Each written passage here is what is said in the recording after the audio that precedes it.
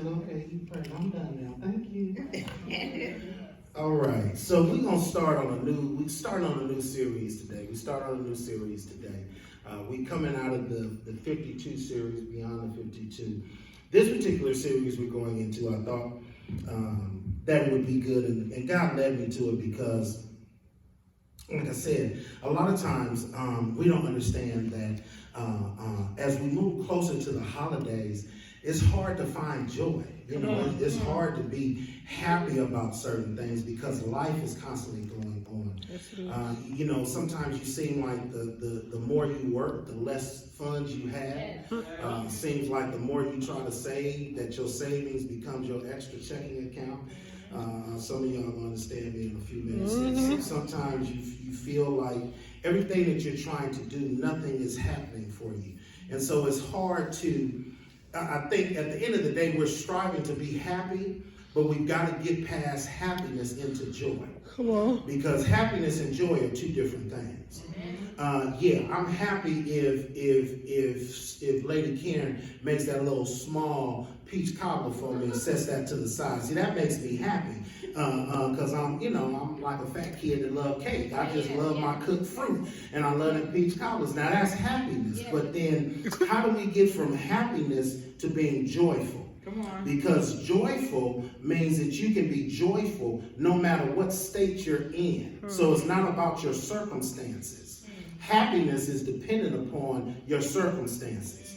If you go to Disneyland, you're happy, but when our kids were growing up, we would take them places like Disneyland and to the movies, and they were the happiest, bounciest kids all over the place. As soon as that was over, then they would get upset. They start whining and crying. Well, can we go back? Why we got to leave? I don't want to leave. Not understanding that the money had run out. You understand what I'm saying? We weren't leaving because we wanted to leave. We were leaving because the funds had gotten to a certain level. Because we had a budget. You see what I'm saying? And once you buy so many $20 burgers, it's like, okay, we got to go now. Go play. And then come on back because we got to go. And so you have to understand that being joyful means that it's not dependent upon your condition.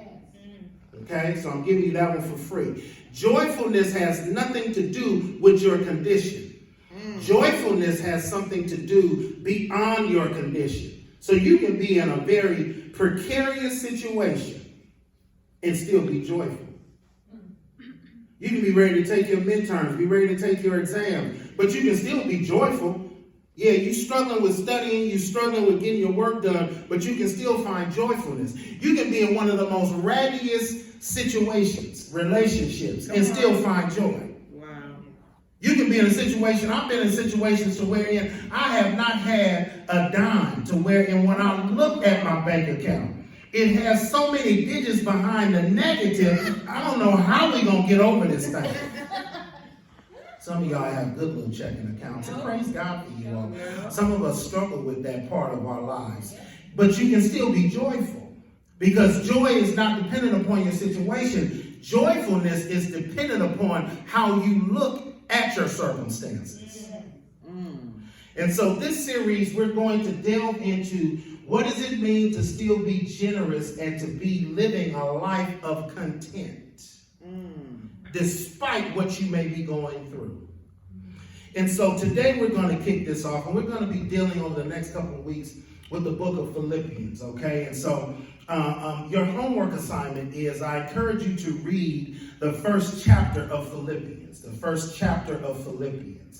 Today we're going to look at a couple of verses. We're going to extract out a couple of verses. I'm going to be preaching over several verses that I'll point out to you. But I encourage you this week that your assignment is to read the first chapter of Philippians.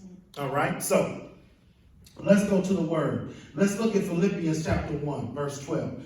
Stand to your feet for the reading of God's word. We're going to deal with verses 12 to 18. And I'm going to read it slow because I want you to understand where my brother Paul is coming from. Okay? And so verse number 12 says, I want you to know, brothers and sisters, that what has happened to me has really served to advance the gospel, so that it has become known throughout the whole imperial guard and to all the rest